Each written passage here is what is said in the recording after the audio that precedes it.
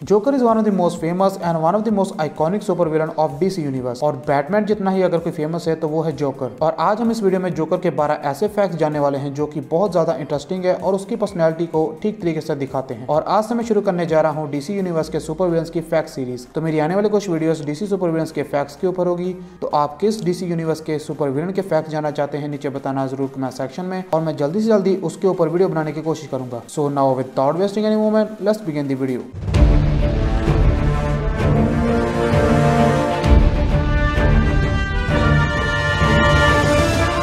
Number 1, super heroes and super villains दोनों की शुरुआत होती है एक ऑरिजिन स्टोरी से, और ऑरिजिन स्टोरी ही हमें ये बताती है कि आखिर क्या रीजन था जिसके कारण वो इंसान हीरो बनता है या फिर विलन। बट अगर बात करें जोकर की ऑरिजिन स्टोरी की तो डीसी यूनिवर्स के किसी भी इशू में जोकर की ऑरिजिन स्टोरी किसी भी रूप में क्लियर नहीं है, और जोकर हर बार अपनी ऑरिजिन स्टोरी को अलग अलग तरीके से बताता है हर कॉमिक बुक इशू में। और जोकर की मोस्ट फेमस ऑरिजिन स्टोरी वही है जिसमें कि वो red hood gang and Batman से बचता हुआ एक फैक्ट्री में केमिकल सिलेंडर में गिर जाता है, और उस केमिकल में गिरने के बाद उसकी स्किन पूरी तरह से ब्लीच होकर व्हाइट हो जाती है, और वो केमिकल जोकर को पूरी तरह से पागल बना देता है। और इसके अलावा जोकर की बहुत सारी ऑरिजिन्स मेंशन की गई हैं डीसी यूनिवर्स में अलग अलग इश्यूज में। सो बेसिकली जोकर ही कॉमिक बुक यूनिवर्स का एक ऐसा कैरेक्टर है जिसकी की ऑरिजिन स्टोरी अभी तक अनक्लियर है। नंबर 2, जोकर की ऑरिजिन स्टोरी की तरह जोकर का नेम भी कॉमिक बुक हिस्ट्री में एक अनक्लियर नेम है। आज तक जोकर का असली नेम क्लियरली किसी भी कॉमिक बुक में मेंशन नहीं किया गया। जोकर की अल्टर ईगो के बारे में पक्के तरीके से कहीं भी किसी भी कॉमिक बुक इशू में मेंशन नहीं किया गया है। बट फिर भी आज तक जोकर के दो नेम सबसे ज्यादा फेमस है। पहला नेम है जैक नेफायर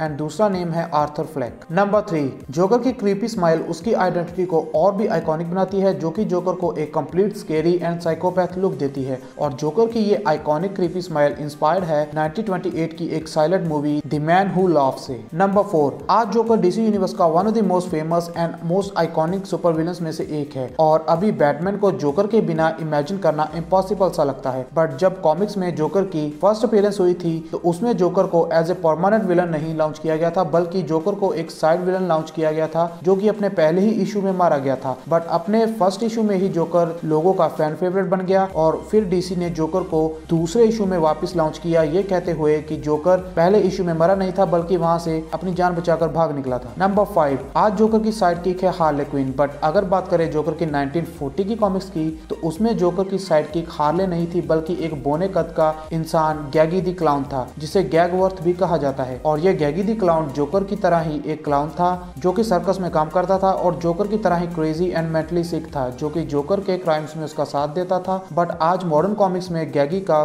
कहीं पर भी कोई भी मेंशन नहीं है। Number 6, drug and fear gas ऐसी चीज है जो कि स्ट्रॉन्ग से स्ट्रॉन्ग पर्सन को भी इफेक्ट कर देती है। बट जोकर एक ऐसा पर्सन है जिसपे कि कोई भी ड्रग या फिर किसी तरह की भी स्केयरक्रो की कोई भी फियर गैस काम नहीं करती। जोकर हर एक तरह के ड्रग एंड फियर गैस से इम्यून है, और किसी भी चीज का जोकर के ऊपर असर नहीं होता। और डीसी ने इसके बारे में एक्सप्लेनेशन देते हुए ये कहा है कि जब जोकर उस केमिकल सिलेंडर में गिरा था तो उसके बाद उसका इम्यून सिस्टम पूरी तरह से चेंज हो गया था। Number 7, joker clown Prince of crime है, और जोकर एक सुपर विलन है जो कि हमेशा बुरे काम करता है। बट एक बार जोकर ने एक हीरो बनकर अमेरिका को डिफेंड किया था 1997 में डीसी एंड मार्वल के crossover Batman and the captain America comic book issue में जोकर रेड स्कल के साथ टीम अप कर लेता है बैटमैन को हराने के लिए। और जब जोकर को पता चलता है कि रेड स्कल एक नाजी है जो कि वर्ल्ड वॉर करवाना चाहता है, तो जोकर इमीडिएटली अपनी साइड चेंज कर रेड स्कल के साथ फाइट करने लगता है और अमेरिका को डिफेंड करता है, बिकॉज जोकर नाजी से बहुत ज्यादा नफरत करता है। नंबर 8, मोस्टली जितने भी सुपर विलन्स होते हैं वो सुपर हीरोज को जान से मारना चाहते हैं, बट जोकर के केस में ऐसा नहीं है। जोकर एक ऐसा सुपर विलन है जो कि बैटमैन से बहुत ज्यादा ऑब्सेस्ड है, और बैटमैन को जान से नहीं मारना चाहता बल्कि वो उसे हर वक्त परेशान करता रहना चाहता है, क्योंकि जोकर एक साइकोपैथ विलन है जो कि बैटमैन से बहुत ज्यादा ऑब्सेस्ड है, और बैटमैन को तकलीफ पहुंचाकर जोकर को सुकून मिलता है। और कॉमिक बुक यूनिवर्स में भी जोकर ने